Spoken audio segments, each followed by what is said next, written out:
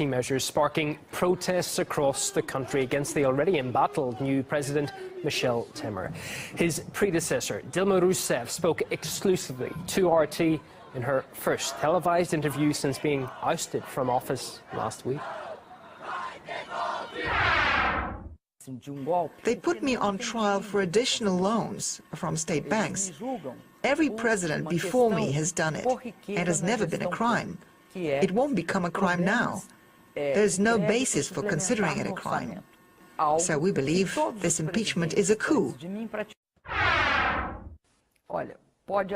It could be an attempt to change the political landscape in Latin America, taking into consideration the important role that Brazil plays in the region. And when in a country like that, different political forces come to power, it could benefit a number of players.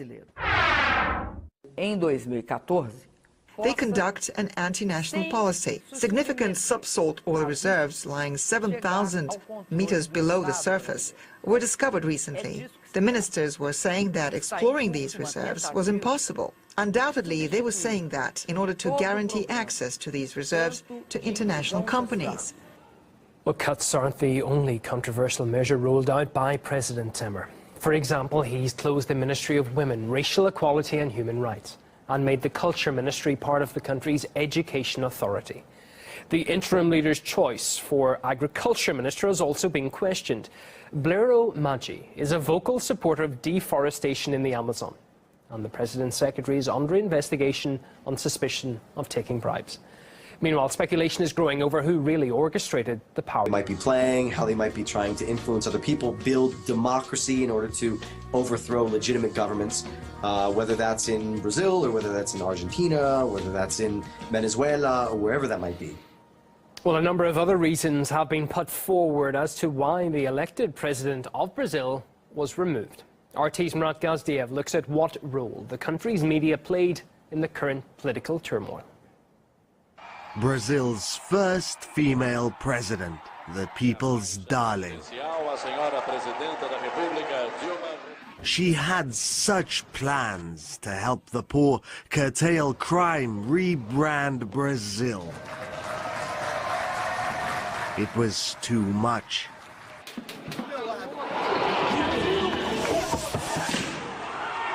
Blame oil prices, corruption scandals, or the Zika epidemic. Millions of Dilma Rousseff's opponents took to the streets. They wanted her gone. More and more people are filling the streets of Sao Paulo. They're demanding President Rousseff's impeachment. She was the problem. She caused this. It was her own fault, they told us. She created the coup herself when she promised many things to her voters and failed to keep her promises. Stop. This isn't entirely balanced, you might be thinking. Yet, this is what Brazilians have been treated to by the country's largest TV network.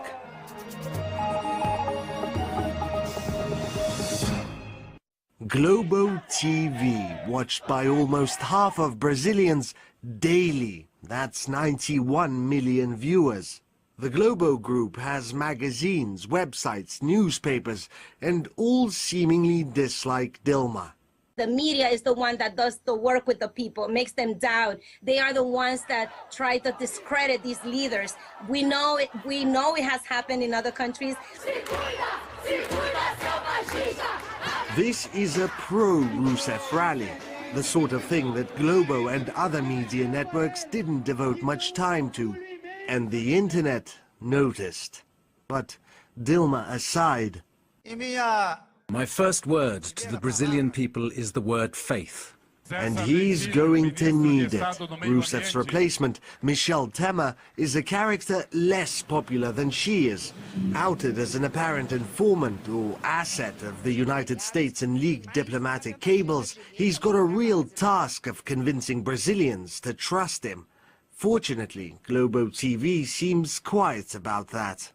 They play compliance, they stay quiet about it. They try to hide what is going on and not call things by their name. It is another right that people are being denied. They're being denied the right of knowing the truth and being rightfully informed. But Dilma isn't out yet. The impeachment is a process to get to the presidency. Why? Because they can't get to it through a direct vote.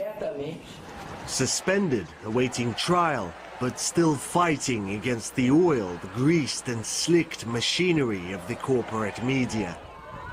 Murad Gazdiev, RT.